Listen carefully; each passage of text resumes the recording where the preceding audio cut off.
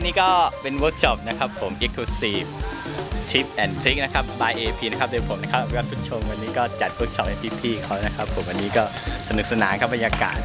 ก็นางแบบวันนี้ก็สวยมากนะครับผมก็สนุกครับโอกาสหน้าเจอกันครับ